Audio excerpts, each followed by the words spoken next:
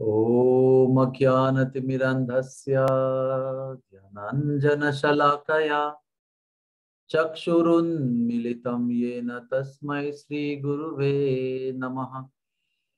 श्रीचैतन्यमनोभीष्टं स्थापितं येन भूतले स्वयं रूपः कदा मह्यं ददाति स्वपदान्तिकम्।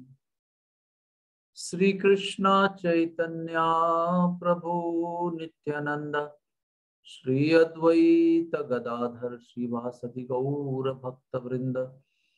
हरे कृष्णा कृष्णा कृष्णा हरे हरे, हरे राम राम राम हरे हरे।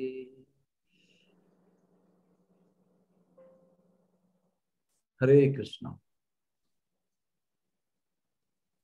भौतिक दुनिया में जब भी हम जीवन जीते हैं तो एक बड़ी अनचाही चीज हमारे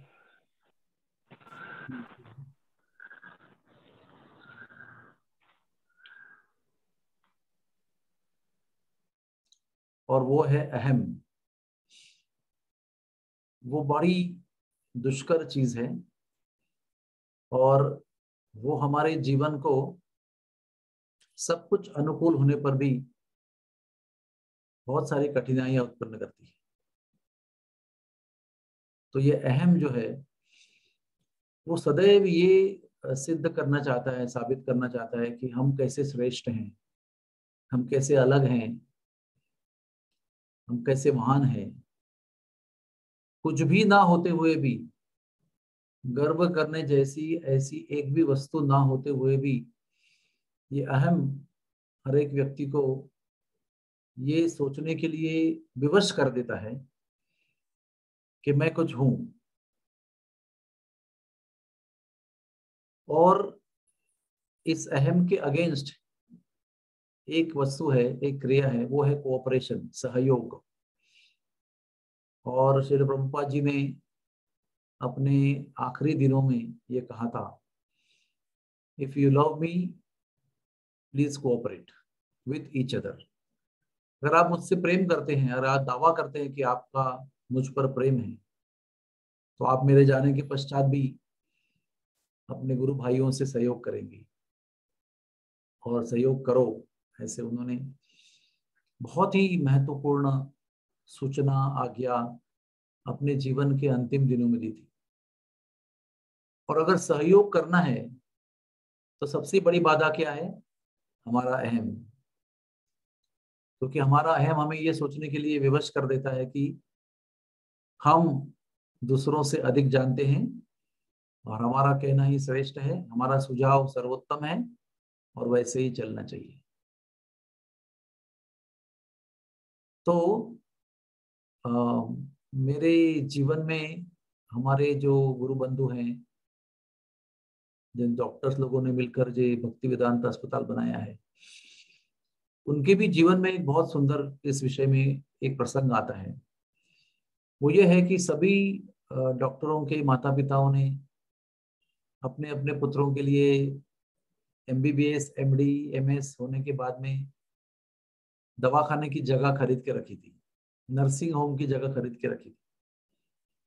और वो बार बार अपने पुत्रों को एमबीबीएस, एमडी, एमएस होने के पश्चात ये जिद करते थे कि अरे वो जगह लेके रखा है, उसको क्या कर रहे हो?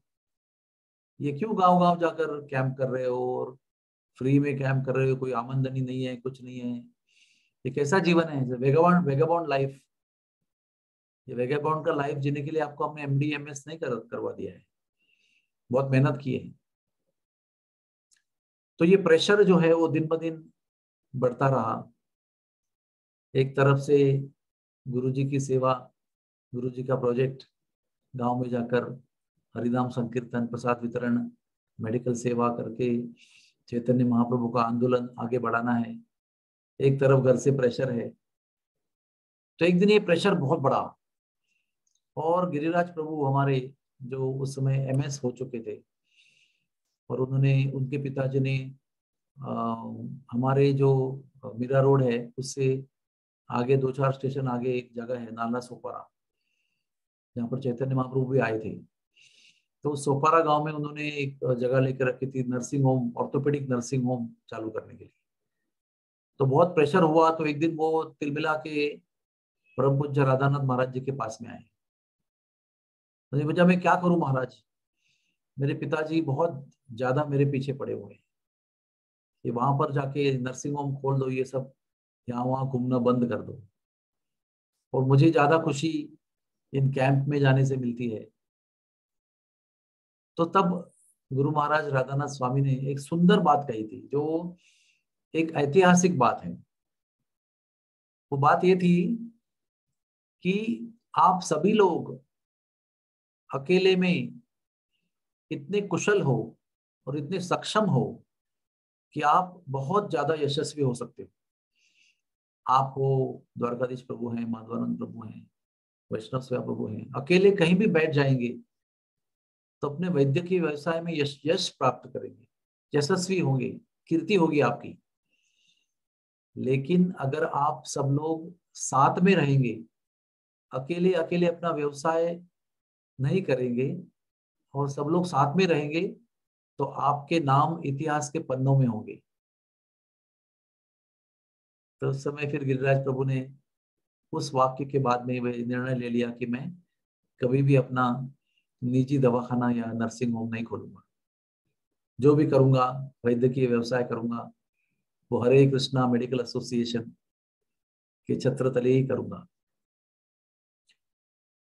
तो ये बात मैंने आज इसलिए बताई कि अहम कहता है कि मुझे अकेले जाकर कुछ करना है और यशस्वी होना है और मेरा झंडा गाड़ना है।